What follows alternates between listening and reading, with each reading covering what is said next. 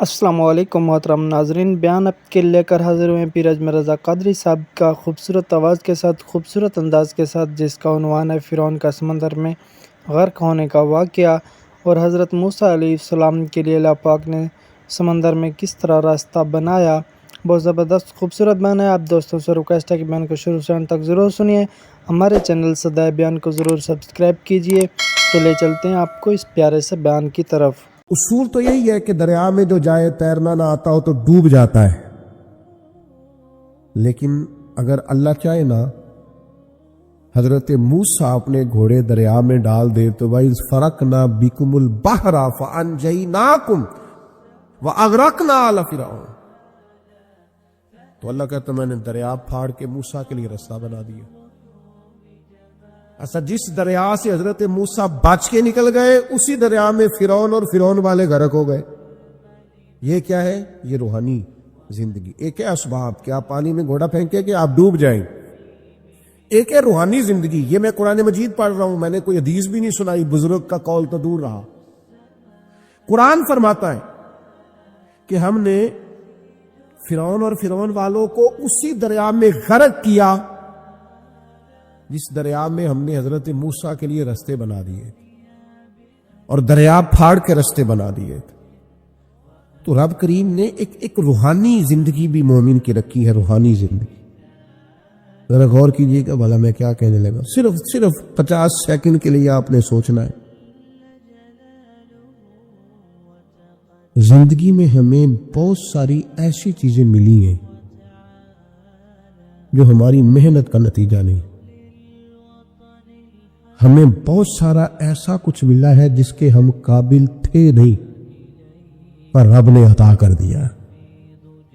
نہ سمجھ لو آپ، یہ جو آپ کو ملا ہے نا، تھے نہیں قابل پر ملا ہے۔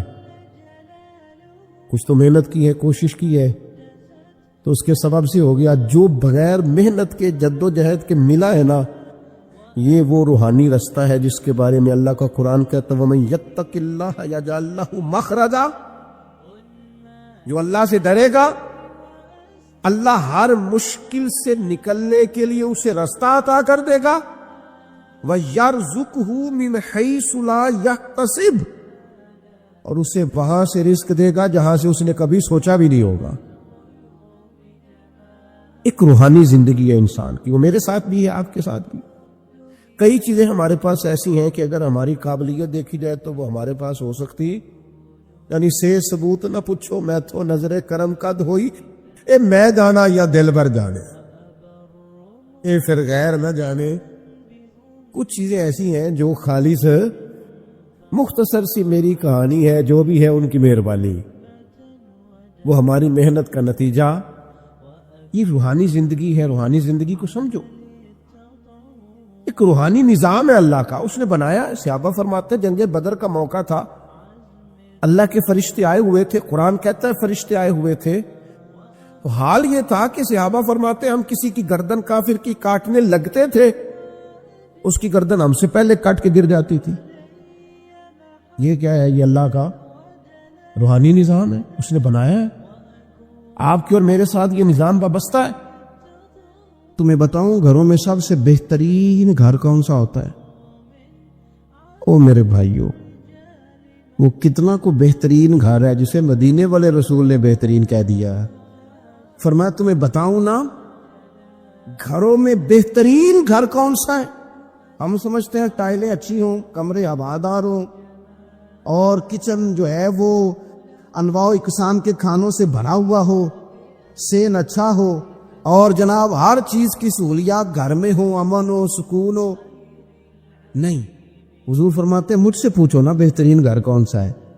تو یا رسول اللہ بتائیے، سیاستہ میں حدیث ہے، کریم رسول فرمانے لگے گھروں میں بہترین گھر وہ ہے جس میں کوئی یتیم رہتا ہو اور اس کے ساتھ سلوک اچھا کیا جاتا ہو، اچھا سلوک کیا جاتا ہو، یتیم کو رکھا جائے، پھر اس کی پوری نگرانی کی جائے، اسے پورا پیار دیا جائے، اسے پوری محبت دی جائے، یتیم رہتا ہو اور اس کا خیال بھی رکھا جاتا ہو۔ اور میرے نبی کریم صلی اللہ تعالی علیہ وسلم فرمانے لگے تمہیں بتاؤں نا کہ گھروں میں بدترین گھر کون سا ہوتا ہے؟ ترین گھر کون سا ہے؟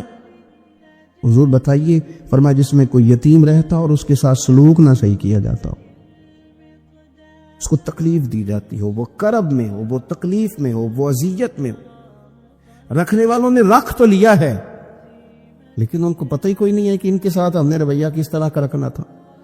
یہ ایک اللہ کی قدرت ہے، اس کی حکمت ہے۔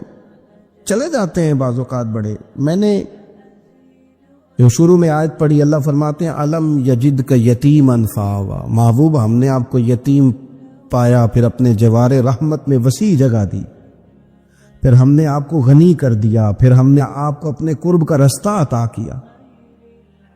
اللہ نے نبی کریم علیہ السلام کو در یتیم پیدا فرمایا۔ یہ یتیموں کے تعلق سے ایک عظیم شان ان لوگوں کو دینی تھی، تو اللہ نے اپنے حبیب کو بھی در یتیم پیدا کر دیا۔ یہ ایک خاص قسم کا کرب ہوتا ہے۔ ظاہر ہے جس آدمی نے جو چیز چکھی ہوئی ہوتی ہے وہی اس کے ذائقے سے آگاہ ہوتا ہے، دوسرا دور کھڑا اسے آگاہ نہیں ہوتا۔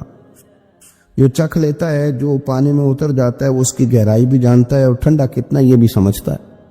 جن لوگوں نے یہ دور گزارا ہوتا ہے ان کو اس کا پتہ ہوتا ہے۔ نبی کریم صلی اللہ علیہ وسلم نے یہ وقت بتایا تھا، حضور نے یہ دیکھا تھا۔ حضور صلی اللہ علیہ وسلم اس کی تکلیف سے، اس کی آزمائش سے، اس کے مد و جزر سے پوری طرح آگاہ تھے، اس لیے حضور نے گن گن کے یتیموں کے حقوق بیان کی۔ میں نے اپنی زندگی میں یہ نظام دیکھا ہے، پہلے 2 ہفتے لوگوں کی نظروں میں بڑا پیار، اگلے 2 ہفتے اس میں تھوڑی سی کمی، پھر اس کے بعد آہستہ آہستہ کہنا کہ چلو کوئی تعلیمیں حاصل کرنا ضروری تو نہیں نا، چلو یہاں پڑھنا ضروری تو نہیں نا، چلے بندے کو خرچے بھی تو کم، پھر آہستہ آہستہ، کیونکہ کوئی بھی چیز ہے نا وہ پرانی ہوتی ہے، اس میں کمزوری آنا، پھر لوگوں کے لب و لہجے کا تبدیل ہونا، پھر بعض اوقات کسی شخص کا آ کے کوئی بات پوچھنا تو اس کے سوالوں میں چبھن، اس کے لب و لہجے کے اندر گھٹن کہ کتنے بجے باہر جاتے ہو، کب واپس آتے ہو، اب شام کو کتنے بجے جاتے ہو۔ ابا بھی یہ باتیں پوچھتے ہیں، وہ بھی یہ کام کرتے ہیں، لیکن اس رویے کے اندر جو چاشنی ہوتی ہے وہ اور ہوتی ہے، اس میں جو درد ہوتا ہے وہ، اور کسی کا یہ پوچھنا اور پھر اس انداز سے پوچھنا کہ محسوس ہو کہ لب و لہجے سے طنز چھلک رہا ہے اور باتوں سے جو ہے شیرینی کی بجائے لہو ٹپک رہا ہے، اور آپ تیزاب کا کام کر رہے ہیں یہ سوال جواب کر کے۔ یہ کمزوریاں، یہ انداز، اور یہاں تک کہ بیٹیوں کے رشتے دیکھنے والوں کا آنا تو ان کا یہ پوچھنا کہ بھائیوں کا رویہ کیسا ہے۔ ابا کے ہوتے لوگ یہ سوال نہیں پوچھتے، والد کے جانے کے بعد پوچھتے ہیں آپ کے بھائیوں کا رویہ آپ کے ساتھ ٹھیک ہے، یعنی معنی یہ ہے کہ وہ کچھ دیں گے کہ نہیں دیں گے، وہ کچھ جہیز بنائیں گے کہ نہیں بنائیں گے۔ یہ ساری چیزیں اس کرب سے وہ بچے گزرتے، اور پھر وہ بڑے قریبی لوگوں کو بھی اپنا قریبی سمجھنا چھوڑ جاتے ہیں۔ پھر ایک وقت ایسا آتا ہے کہ وہ سمجھتے ہیں ہمیں اپنے دامن میں ہی اپنے آنسو چھپا لینے چاہیے، کسی کو نظر نہ آئے۔ وہ محسوس کرتے ہیں کہ ہمیں خود سے ہی بس سمٹ جانا چاہیے، کسی تک ہماری کوئی چیز پہنچے نہ۔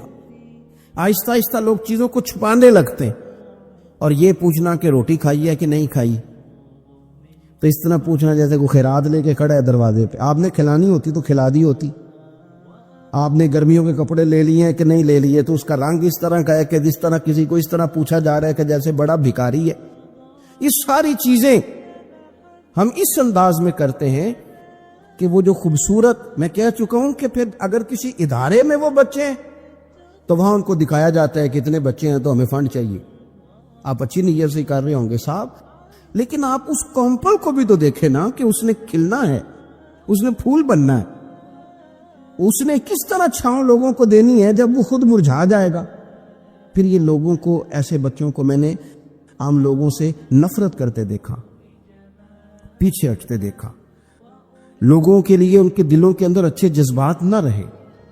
انہوں نے محسوس کیا کہ یہ ہمارے ساتھ تعاون کرنے نہیں آئے، یہ ہماری عزت کو مجروح کرنے آئے، یہ شفقت کرنے نہیں آئے، یہ تو خیرات دینے آئے۔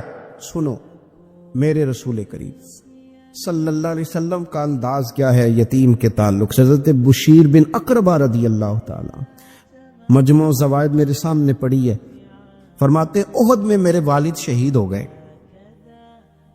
نبی پاک صلی اللہ تعالی علیہ وسلم نے مجھے اپنے گھوڑے کے پیچھے اپنے ساتھ بٹھا لیا گھوڑے پہ, اور میں سرور کائنات علیہ الصلوۃ والسلام کے ساتھ گھوڑے پہ بیٹھا ہوں تو حضور مجھ سے پوچھتے ہیں تمہارے والد چلے گئے. میں رو پڑا. میں نے عرض کی حضور اب نظام کیسے چلے گا؟ آپ یقین کریں چھاؤں کا پتہ تب بھی چلتا ہے کہ جب دھوپ آتی ہے اور اس کی قدر کا احساس ہوتا ہے, محسوس ہوتا ہے. جب کوئی گھر کا بڑا رخصت ہو جاتا ہے تو یوں لگتا ہے کہ ساری چھتیں کمروں کی بھی گر گئی ہیں, صحن کی بھی گر گئی ہیں. اب یکدم دھوپ آئی ہے, پھر اس کا احساس محسوس ہوتا ہے. والد کے, دادا کے, بوڑھوں کے گھر میں ہوتے ہوئے تو بڑے سارے ویسے ہی مسئلے نہیں ہوتے, بہت سارے لوگ ویسے جھجکتے ہیں, سامنے ہی نہیں آتے. تو حضرت بشیر بن اقربہ رضی اللہ تعالیٰ عنہ کہتے ہیں میں نے کہا حضور میرے ابا جی چلے گئے, اب میں اپنے آپ کو بڑی تکلیف میں محسوس کرتا ہوں. قربان جائیں, حضور نے یہ نہیں فرمایا میں تیرا خیال رکھوں گا, یہ نہیں فرمایا فکر نہ کرنا. ہمارے جملے کیا ہوتے ہیں؟ کوئی حکم ہوا تو بتانا, کوئی کام ہوا تو کہنا, کوئی ضرورت ہوئی تو فوراً فون کرنا. یہ نہیں فرمایا. قربان جائیں, کیا ادائیں ہیں, کیا رنگ ہے, کیا دینے کا انداز ہے, اور کس طرح برکھا برستی ہے رحمت للعالمین محبوب کی. حضور فرمانے لگے بشیر کیا تو پسند نہیں کرتا کہ عائشہ تیری ماں بن جائے اور محمد عربی تیرے باپ بن جائیں؟ پسند کرتے ہو؟ حضرت بشیر بن اقربہ رضی اللہ تعالیٰ عنہ فرماتے ہیں کہ میں بیٹھا تو گھوڑے پہ تھا, پر مجھے یوں لگا کہ ساری ہی دنیا گویا میری جھولی میں آ گئی. سارا کچھ یہاں, اتنی بڑی بات حضور نے کر دی, اتنے بڑے جملے کہہ دیے. میں تو پسند نہیں کرتا, تجھے اچھا نہیں لگتا کہ عائشہ تیری ماں بن جائے اور محمد مصطفیٰ صلی اللہ علیہ وسلم تیرے والد بن جائے تو پسند نہیں؟ فرماتے ہیں بس ختم ہو گئی بات. پھر تو ہم نے دھوپ دیکھی کبھی نہیں, پھر تو غربت گویا آئی کبھی نہیں, پھر تو ہم نے دیکھا ہی نہیں مد و جزر کیا ہوتا ہے. وہ تو دنیا کی بات کرتے ہیں نا. مجھے تو لگتا ہے کہ جن کے لیے یہ لفظ آ گئے نا ان کی تو قیامت کی بھی ساری مشکلیں حل ہو گئے, کہ تو آخرت کے بھی سارے معاملات طے ہو گئے. میرے نبی کریم صلی اللہ تعالی علیہ وسلم ایک ہماری خاص توجہ, اور یہ ہمارا اپنا نفع ہے. ایک بچہ آ گیا, یتیم بچہ, اس نے آ کے عرض کی حضور 3 گھر میں افراد ہیں, میں, میری بہن اور میری بیوہ ماں. والد حضور چلے گئے اور آج 3 دن ہو گئے روٹی کوئی نہیں کھائی. میں اس منظر کو بھی جانتا ہوں کہ جب یہ 3 گھر میں اکٹھے بیٹھے ہوتے ہیں اور پتہ ہوتا ہے ان کو کہ ہماری اماں کے پاس آج پیسے کوئی نہیں اور گھر میں روٹی بھی کوئی نہیں, تو پھر ان کو بھوک ہی نہیں لگتی. ہاں نہیں لگتی. اماں پوچھتی ہے پتر روٹی کھانی ہے؟ نہیں میری تو, میں تو سویرے جو کھایا تھا وہ ہضم ہی نہیں ہوا. اماں جی شاہی کوئی نہیں. یہ پردے اس طرح کر کے بچائے جاتے ہیں. ایک دوسرے کو تسلیاں دینا, ایک دوسرے سے پیار کا بڑھ جانا, ایک دوسرے کے لیے جذبات اور طرح کے بن جانا, حکمت الہی کے تقاضے ہوتے. یا رسول اللہ صلی اللہ تعالی علیہ وسلم بیوہ ماں ہے, یتیم بہن ہے, 3 دن سے کھایا کچھ نہیں. قربان جائیں, وہ گھر جہاں سے کائنات کھاتی ہے ساری. حضور نے فرمایا بلال جا کے ساری ازواج مطہرات سے پوچھ گھر میں کیا ہے. حضرت بلال کہتے ہیں میں سارے گھاری پوچھ آیا, ٹٹول آیا, ٹوٹل 21 کھجوریں نکلی. یہ 2 جہاں کے شاہ ہیں اور پاس کچھ رکھتے نہیں, 2 جہاں کی نعمتیں ہیں, ان کے خالی ہاتھ میں حضور کے سارے گھر کو میں ڈھونڈ 21 کھجوریں نکلی تو لا کے میں نے پیش کر دی, تو حضور نے ڈائریکٹ اس کو نہیں دی, نبی پاک نے اپنے ہاتھ پہ رکھ لی. اور کہتے پھر حضور نے اپنا منہ مبارک قریب کیا کھجوروں. صحابہ خود فرماتے ہیں کہ یہ جو حضور نے منہ مبارک قریب کیا نا, تو نبی پاک برکت کی دعا کر رہے تھے. 21 کھجوروں پہ برکت کی دعا ہوئی. حضور نے اس بچے کو بلایا, تھپکی دی, فرمایا لے جا 7 تیری, 7 تیری بہن کی. انہیں معمولی نہ سمجھنا ہو تو حضرت بلال کہتے ہیں حضور 3 بھی دے دینا کبھی تو 30 سال ختم ہی نہیں ہوتی. 30 سال گزر جاتے ہیں، نکالتے رہو، کھاتے رہو، ختم ہی نہیں ہوتی۔ حضور نے فرمایا 7 تیری، 7 تیری بہن کی، 7 تیری والدہ کی، اور 7 حضور نے اور بھی تلقین فرمائی، فرمایا ایک سویرے کھایا کرنا، ایک شام کو کھایا کرنا۔ یہ لے جا۔ حضرت سیدنا بلال حبشی کہتے ہیں رضی اللہ تعالیٰ عنہ کہ بچہ لے کے جب باہر نکلا تو حضرت سیدنا معاذ ابن جبل دوڑ کے گئے اور جا کے بچے کے سر پہ شفقت سے ہاتھ پھیرا، کہا فکر نہ کرنا، رب کریم تجھے بہترین سرپرست عطا کرے گا، پتر پریشان نہ ہونا، اللہ تیری مدد کرے گا۔ صرف حوصلہ دیا، سر پہ دست شفقت پھیرا، بچہ چلا گیا تو حضور نے فرمایا معاذ ادھر آؤ نا ذرا۔ یا رسول اللہ حکم ہو۔ فرمایا کس چیز نے تمہیں اٹھایا بچے کے سر پہ ہاتھ رکھنے کے لیے؟ اس نے تمہیں کہا کس چیز نے تمہیں اٹھایا جو تم بچے تک پہنچ گئے؟ عرض کی یا رسول اللہ وہ جو میرے دل میں اللہ نے یتیم کے لیے رحمت رکھی ہے نا، اس نے مجھے اٹھایا تھا، اور میں نے جا کے اس کے سر پہ دست شفقت پھیرا تو حضور فرمانے لگے سن پھر، جو کسی یتیم کے سر پہ خالی ہاتھ بھی پھیر دے، جتنے بال اس کے ہاتھ کے نیچے آئیں گے نا، رب اتنی خطائیں معاف کرے گا، اتنی نیکیاں دے گا، اتنے درجے اس کے بلند کر دے گا۔ خالی دست شفقت ہی پھیر دے، دینا دلانا تو بعد کی بات ہے، اس کا خیال رکھنا تو۔ یہ جو ہمارے مدارس ہیں نا، ان میں اکثر بچے غریب ہوتے ہیں، لیکن کچھ بچے تگڑے گھروں کے بھی ہوتے ہیں، مالدار گھروں کے بھی ہوتے ہیں۔ اس میں اگر کوئی ایسا بچہ آ بھی جاتا ہے نا جو یتیم ہے، کمزور ہے، تو اپنے آپ کو محسوس نہیں کرتا کمزور، کیونکہ وہ یہ نہیں سمجھتا کہ میں یتیم خانے میں آیا ہوں۔ اس کے ذہن میں مائنڈ سیٹ یہ ہوتا ہے کہ میں مدرسے میں آیا ہوں اور میں پڑھنے کے لیے آیا ہوں، اور کیونکہ وہ کچھ وزادار بچے، مالدار بچوں کے ساتھ وقت گزارتا ہے، اسی دسترخوان پہ بیٹھ کے کھاتا ہے، اسی کلاس میں سب کے ساتھ بیٹھ کے پڑھتا ہے، تو اس کی عزت نفس مجروح ہونے کی بجائے طاقت پکڑتی۔ وہ برابری کی سطح پہ جب آتا ہے تو اسے محسوس ہوتا ہے کہ مجھے عزت دی جا رہی۔ اس لیے مدارس اسلامیہ میری نظر سب سے مضبوط جگہ ہیں جہاں مساکین کی، یتیموں کی، غریبوں کی صحیح معنوں میں کفالت بھی ہوتی ہے، تعلیم بھی ہوتی ہے، عزت بھی ہوتی ہے، تربیت بھی ہوتی ہے۔ میرے رسول کریم علیہ السلام بڑے انہماک کے ساتھ، بڑے توجہ کے ساتھ۔ اچھا ایک کام اور ہوتا ہے ہمارے ہاں، وہ کیا ہے؟ اگر کوئی یتیم مال چھوڑ گیا نا اس کا باپ، تو پھر تو وارے نہیں آ رہے ہیں اس کے، پھر تو اللہ خیر کرے کہ بہت سارے مل جائیں گے کفالت کرنے والے، بہت سارے ملیں گے دھیان رکھنے والے، بڑے سارے ملیں گے توجہ دینے والے۔ قرآن مجید نے فرما دیا ہے کہ جو یتیم کا مال کھاتا ہے وہ سمجھ لے کہ میں مال نہیں کھا رہا، میں آگ کھا رہا ہوں، آگ کھا رہا ہوں، آگ۔ سورہ نساء دیکھیے۔ ہمارے ہاں اگر تو مال چھوڑ گیا ہے تو پھر تو بہت سارے رشتہ دار مستقل اس کے محلے میں مکان لینے کو تیار ہو جاتے ہیں، الا ماشاءاللہ۔ پھر تو بڑے سارے ایسے بھی رشتہ دار بن جاتے ہیں جن کو والد کی موجودگی میں کبھی زیارت کا موقع بھی نہیں ملا تھا۔ یہ مال جو یتیم کا ہے اس کی تو زیادہ حفاظت کرنی تھی۔ ہم کئی دفعہ مسئلہ بتاتے ہیں، لوگ فتویٰ بازی شروع کر دیتے۔ مجھے بلایا گیا کہ ایک صاحب کا انتقال ہو گیا تو ان کا ختم شریف ہے، تو بچے ان کے نابالغ ہیں، تو میں نے کہا کہ آپ اس طرح کریں، ان کے مال میں سے زیادہ پیسے نہ صرف کریں۔ نہیں بڑے پیسے کمائے ہیں جی، اس نے ساری زندگی باہر نکالی، یا تو لاکھوں کروڑوں کمائے ہیں، تو چھوٹا گوشت پکائیں گے، بکرے کا گوشت پکائیں گے اور ہم ان کا ختم شریف دلائیں گے۔ تو میں نے کہا صاحب آپ رشتہ دار ہیں، ان کے بچوں کے مال کی حفاظت کریں۔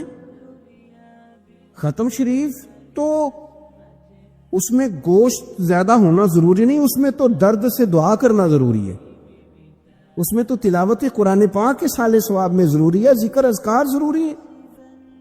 اب شعیب علیہ السلام کی قوم ناب تول میں کمی کرتی تھی، تو اللہ تبارک و تعالیٰ نے ان پر بتا عذاب کس طرح کا بھیجا۔ شدید گرمی ہوئی، اللہ ہمیں محفوظ فرمائے، سارے آمین کہہ دیا۔